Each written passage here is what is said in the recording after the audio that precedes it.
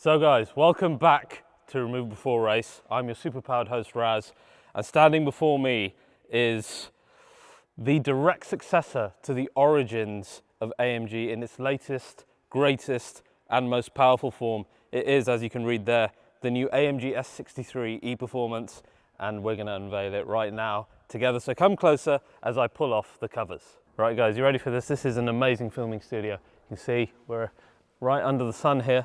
And this is going to be good because this is the most powerful S-Class ever. 800 brake horsepower, new S63 E-Performance. And look at its new face. Oh, look at that. The new face of the S63. It's never had the AMG specific or Panamericana grille before. And not only that, it's never been as dynamic or powerful as it is today either. That is a stunning, stunning looking car. So what do you think of that? That is a very, very different face for an S-Class. Forget the fact that it's an AMG for a minute.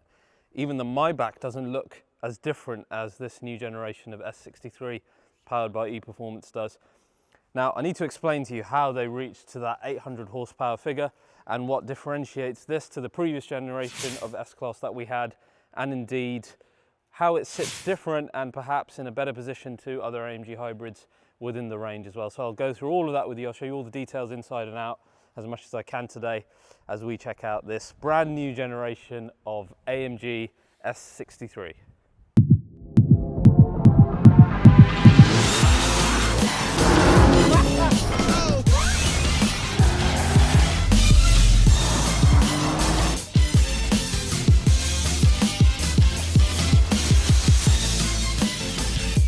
So guys, today's episode of RBR is sponsored by my favorite wallet company, The Ridge.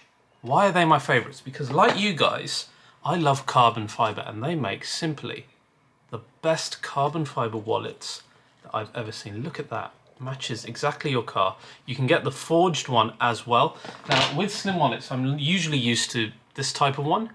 Yes, I'm a bit of a tart with the brand, but these can only hold 5, 6 cards maybe, whereas in the Ridge, you can get up to 12 cards plus cash within the cash strap here.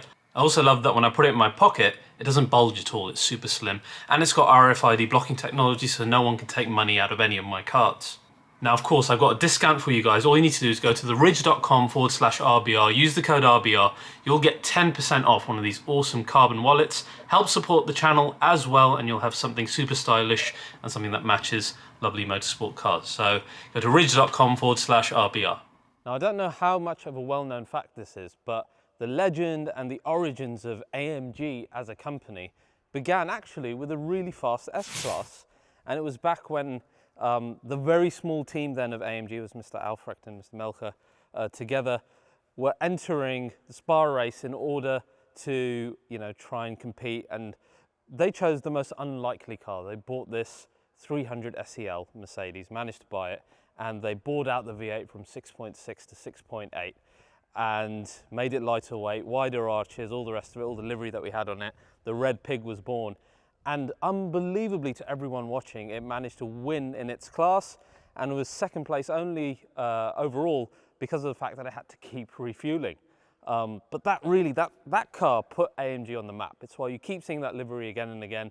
Not unlike the way that the CSL Batmobile did for BMW M, but in a totally unlikely car. It's okay for a two-door coupe to do it. It was bizarre for a big luxury saloon to do the same thing. And I think this is the first S-Class since the Red Pig that's gone to those crazy levels of performance and dynamics. That if we go back first of all to the W222 S-Class, that shares its engine with this. So it has the 4-litre V8, up to 604 brake horsepower, 900 Newton meters of torque. If you had the rear-wheel drive version, it was 4.3 seconds 0 to 60. Europe had the advantage of having the 4MATIC Plus, so it was 3.4 seconds. Hell of a car, still an absolute beast. A massive luxury saloon like that, doing 3.4 seconds, and no real rival either. They could really have done a similar car again and not progress matters at all. But AMG have not done that at all, okay? Bring in this car, yes, it looks totally different, and we'll get onto that.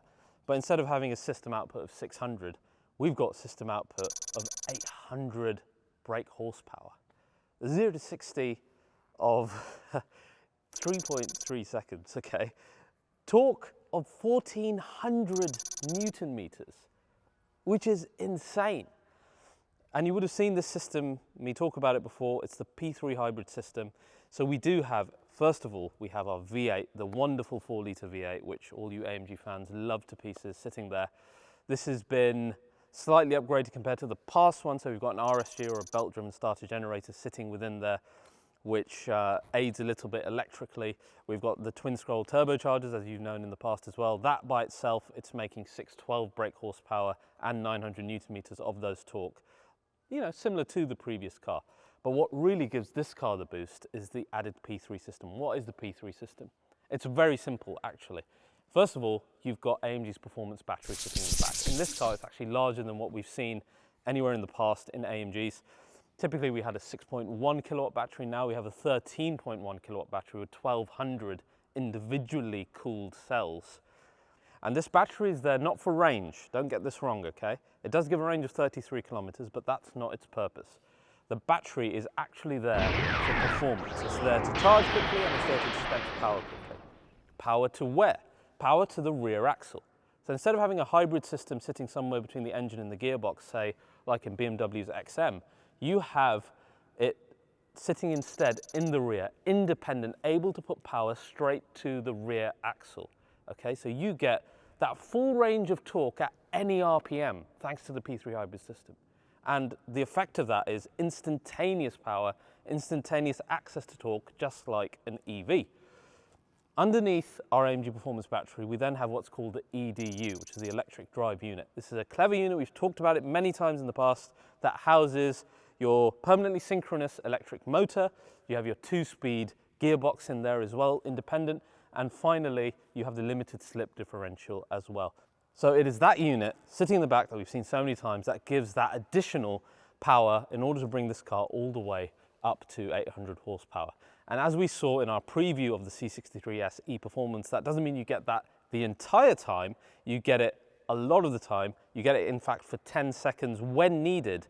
And whichever way you look at it, it gives this car unbelievable amounts of power compared to, forget rivals, but even the last monstrous S-Class itself. Now, what else has been changed? Like I said, this is also the most dynamic S-Class that they have ever made.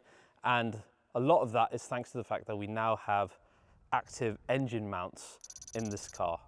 These bearings are the type that we would have seen, say, in GT63, E63, C63, AMG GT, and we haven't had them used in S-Class or indeed in this class of car in the market so far. What does this do? It essentially helps you to control the forces, say, of the engine and the power, etc., and keep the car as rigid as possible, negating those negative forces, thus allowing you to be faster in every single way. Compared to normal S-Class, of course, they've changed even more than that. You've got an aluminium plate at the bottom underneath our engine bay here. You've got diagonal aluminium struts on our rear end as well. We've got a carbon case holding our AMG performance battery in together as well, which helps with rigidity, of course. Then we've got AMG's active ride control suspension plus, which is an air-based system with a single chamber as opposed to the 3-chamber one in the GT 4-door, but essentially doing the same thing. It's going to be managing your rebound, compression, etc., depending on where you're at in the AMG Dynamics mode. In addition to that, we have the 48-volt active roll stabilization like we originally saw in the GLE AMGs, etc., which could negate negative forces of roll 1,000 times, per second, very quickly while you're driving, depending on your driving conditions. So that is undoubtedly going to help with our dynamism as well. And finally, 2.5-degree rear wheel steering available as well, which is again going to help shorten the wheelbase in smaller corners, etc., etc. So it's going to make this car again quite agile and quite exciting. Now, what else? The weight. 2.6 tons, obviously, because we know the P3 hybrid system adds a good 300-400 kg in reality to the entire affair. How is that going to make the S-Class feel? In the GT63's case, I thought it felt, well, pretty horrible because it felt more like a luxury saloon, but this is a luxury saloon. And it's, building on a history of S-Classes that were, yes, very fast, but not particularly dynamic. This has more in its arsenal to deal with that dynamic element with tons more power. So I don't want to judge anything until I've driven it, but I think it probably holds it in better stead than the predecessors in that regard. Next, let's talk about design. You bring the old 223 here. We've always had the normal S-Class grille, even in the Red Pig. But now, for the first time, we've got the AMG Panamericana grille. I don't want you guys to panic too much, by the way, about this sensor here. This is only for level 3 autonomous driving, which is barely available in any countries. So you would normally have that one, as I've shown you, which is your standard grille. It's weird to see it on an S-Class, okay? And I think we need to talk about this design a little bit. So why don't you come in closer and let's have a proper look at the design of the new S63.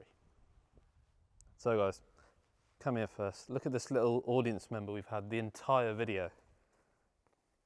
This little shit has been, I guess he's a fan of S-Class and he wants to know a little bit more from me. It's fine, it's fine. We'll allow him. So new front end, I mean, that is massively different. It's very, very aggressive. Even if you ignored the grille, those air intakes, it's very GT63. You can see when we come closer, you've got a lot of aero in here with your air curtains there. Of course, you've got the intakes with some good protection. Carbon fiber used here, which looks nice as well. And then these trims, which will differ depending on which package you go with, because you can see we've got the black chrome on the grille, on this massive, let's talk about that actually. Look at the size of this, what do you call it, bezel, I guess? Border around the Panamericana grille. No other AMG has that, so it's a unique feature to S-Class. And it looks quite nice actually. I do wonder what it would look like with chrome though. Maybe not as complementary to the entire look. We'll have to see when we see other specifications. Apart from that, at the bottom you've got your active air panels, which we've always had in AMGs here. So that'll be active air management.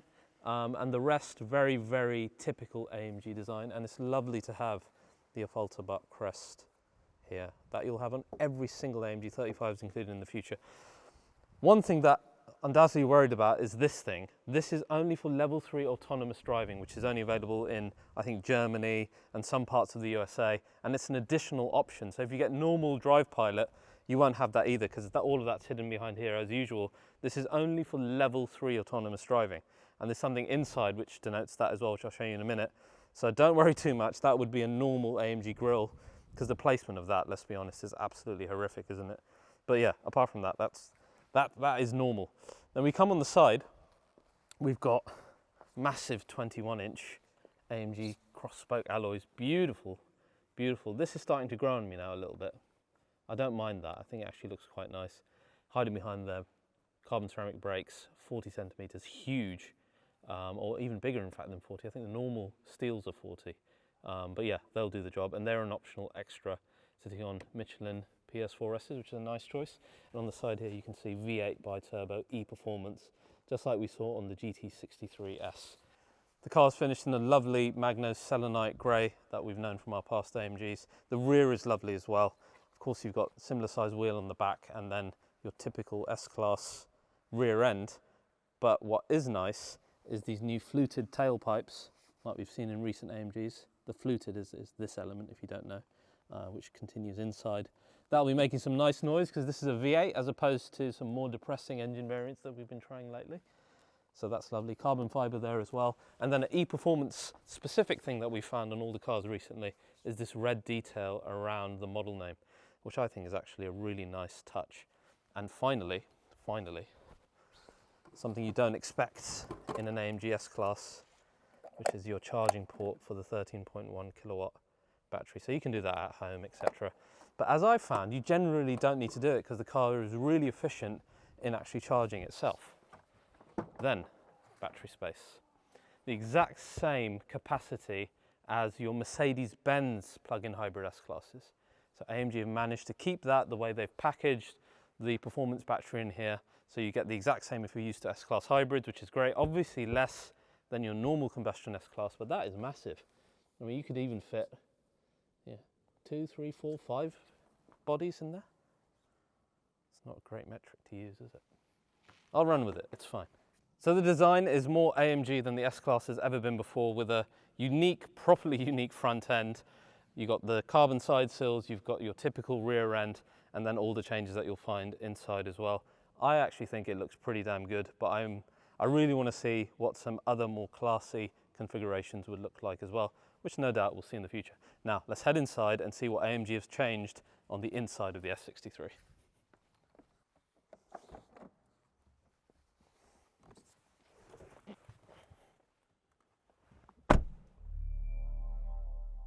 Lovely, typical AMG welcome as you get inside the S63. I liked seeing the red pig in there. That's a really good, you know, little, oh, an AMG 50 years. Very nice. Well, in my car it says, welcome Mr. AMG, not Tom, but that's fine. So here is your interior of the S63 E-Performance. As you'd expect, no massive surprises here, so loads of carbon fibre, absolutely everywhere. As you can see here, oceans of it, glorious. And of course, your AMG steering wheel, looking quite nice with my IWC AMG edition. Actually, I wonder, have they got the IWC clock in here? Let's have a look. They have, look. There we go, that's a matching. Check that, this is wonderful actually, this is really cool. This works, so A, your seconds are running there, but watch this. I can start a timer and then stop it, get it to go again, and then reset as well. It's brilliant. I love that partnership between IWC and AMG. Anyway, watch nerdiness aside, this is a nice interior. Very typically AMG spec, isn't it? All black, diamond stitching, perforations, AMG crest on the seat, tons of carbon fibre, and all of the usual niceties that you find in S-Class. I have dissed the S-Class interior quite a bit in the past, you know, because I thought C-Class 206 did it so well, but being in so many 206 C-Classes since then, and then coming back to this, I'm kind of like, actually, S-Class is S-Class. I mean, the materials, the structure, it's a good looking car, it is. I have to give it that. I wish that this center console element though, in the AMG, was carbon or something a bit different. I don't like the gloss black. Just don't think it works. I mean, you've got lovely carbon everywhere. This is a misnomer to me. I would have liked to have seen like an AMG crest or something here. I'm still of the opinion AMGs should have like, you know, a physical drive mode toggle or even a gear selector here like we used to have in the past, which was so unique to AMGs, but I'm nitpicking here. In the S63, of course, you get unique driver zones. Let me show them to you now. So the main one, of course, as always, is your Super Sport display, which is this gorgeous looking screen here, as you can see. And it's a good looking screen. It's AMG specific. You can again change the information that you see in front of you here, depending on what you want AMG wise. So we are currently in comfort mode, which starts the car in electric like in the C63 SE Performance. And now you can see Super Sport come alive, and it's a good looking screen. Then apart from Super Sport, of course, you have track pace on the side there for when you're going to take this on track. Then you've got Sport, Classic, and all the other usual ones that you have in S-Class. Of course, you've got a massive, massive HUD over there, which again can be changed to either Super Sport, Race, Track Pace, or any of the other standard ones, augmented reality navigation, etc. All of that available in S-Class as well, and really easy to change here within our menu system. So this is matching all of your brand new AMGs in that element in terms of the customization available to you as a driver. That's also true of your dynamic select, where you can, for example, change the order of your driving modes here. So if you care about electric and Sport Plus the most, and now I go backwards, our first one is electric, and then I have Sport Plus, and you can change that. But not only that, you go into your settings as well, which is these toggles over here. You can change them to whatever you want as well, either in order or the options that you choose, all configurable to your own taste. And that's really cool. I like that element. AMG is so ahead of the game when it comes to digital luxury as well. And I love that element of this. Now you're wondering, what is this weird stuff? This is the level 3 autonomous driving. You've got cameras in the screen in front that detect if you're paying attention, and it will only activate it in that case, and then you press both of these and then your level 3 will begin. Like I said, only available in some countries, but yeah, of course it's in the S-Class, absolutely possible to do. Of course, in our digital side, we also got all the performance things like energy flow, which is very important in this actually. You can see there our battery the EDU, the V8 engine, etc. And then more information as you go through here into the different areas, your suspension, the engine itself in terms of the power you're getting out of the different systems, the IWC clock, which is wonderful, and then consumption, which no AMG fan cares about at all. And then of course, within this car as well, there is the charging element, because this is a hybrid. And like I said, that element tends to take care of itself and you don't need to really worry about it that much. Seats look lovely. They are, they're nicely bolstered as well, as AMG seats should be. You've got the diamond stitching and perforations, which look really nice. You've got the AMG crest here. In the rear, you can get any option that you get in the normal S-Class as well. So you can either get the 2+1 that we have here, you can get the normal bench seat, or you can even get the full-on VIP seating as well. But now this is an AMG. We want to hear it start up. And the normal startup of this car is, well, it's actually the electric mode, surprisingly. So you turn it on, and that's it. It's actually on right now. That's electric mode. We don't want that, do we? So we're going to turn the car off, and instead we're going to turn it on with the emotion start.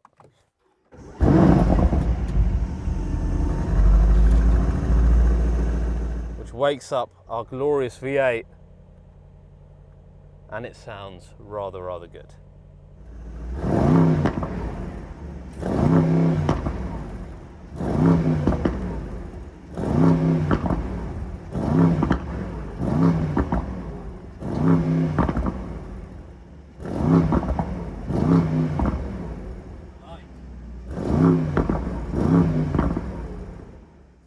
So guys, that's your S63. Impressive stuff inside and out, but of course the real test of any S-Class is on the road. I can't wait to drive this. I hope they do a really nice sunny location for the press drive of this, that we can really test it both luxury and performance, but we'll have to wait another day for that. If you've enjoyed this episode of RBR, as always, please do like, subscribe and share, and I'll see you guys next time. Got more work to do.